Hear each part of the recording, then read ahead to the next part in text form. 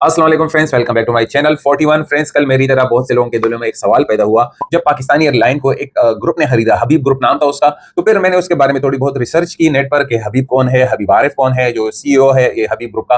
तो उसकी मैंने थोड़ी बहुत कहानी निकाली, उसको इंटरनेट पर बना के लोगों के सामने अपने फेसबुक पेज पर उसकी पोस्ट कर दी। अब उस शख्स के बारे में थी, लेकिन सुबह जब मैं जागा तो वो जो पोस्ट थी वो वायरल चली गई थी। अभी तक तकरीबन 12 लाख लोगों ने वो पोस्ट देखी है और 11,000 के ऊपर लोगों ने इसको शेयर किया है। तो उसके बेसिक मेरा उस शख्स के बारे में था, लेकिन नीचे लोगों का क्या हुआ कि उस पर सियासत स्टार्ट हो गई। किसी ने कहा कि यार इस हमारी कौमी असासों को बेचा गया है, किसी ने कहा है कि पाकिस्तान के साथ धोखा किया गया है, किसी ने कहा कि बहुत अच्छा हुआ है, और किसी ने कुछ कहा, किसी ने कुछ कहा। तो मैंने कहा कि यार इस पर एक तफसीली वीडियो बनाऊं तो कि इसको क्यों बेचा गया, इसके नुकसान क्या थे, इसके फवायद क्या थे, सारी डिटेल ए टू जेड मैं आप लोगों के साथ शेयर करूंगा। ओके, तो गौर से सुन लीजिएगा। सबसे पहले, अब बेचना क्यों जरूरी था? आपको पता है साल 2015 में पीआईए का जो खसारा था 213 अरब था।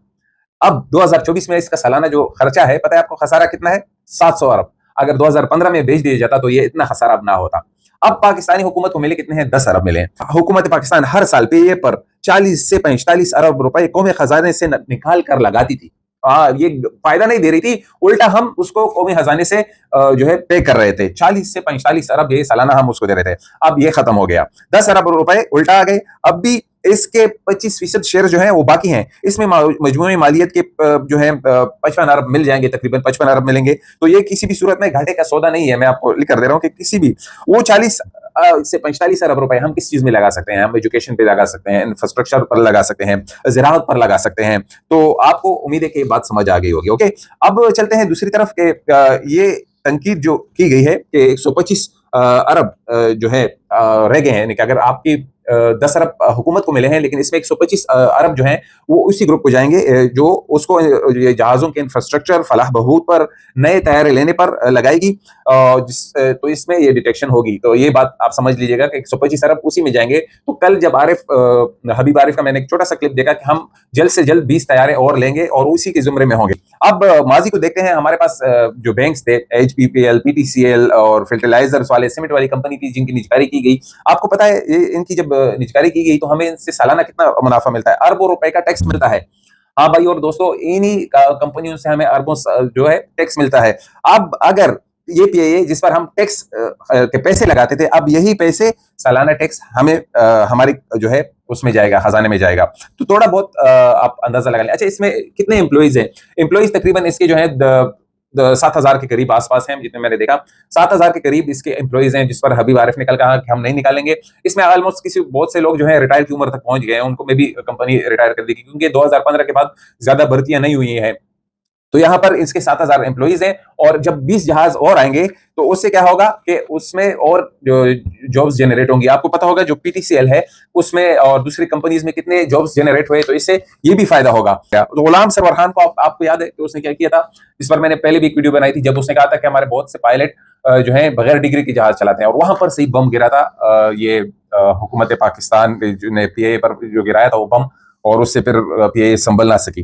तो ये बात ही थी भाई। और हमारे पास जहाज कितने हैं? तकरीबन जहाज जो हमारे पास हैं 34 जहाज तैयार हैं पाकिस्तान, हुकूमत पाकिस्तान के पास। इसमें ऑपरेशनल 18 है। 18 में से जो 6 हैं वो पीआईए की मुल्कियत है, बाकी जितने भी हैं वो लीज पर हैं भाई, वो लीज पर हैं। बहुत से कंपनी ऐसे ही करते हैं, बहुत से ममालिक। तो वो भी जिसमें ये जो हमारे पास हैं ये 25 साल पुराने हैं, बहुत यानी कि अपनी हद से गुजर गए हैं।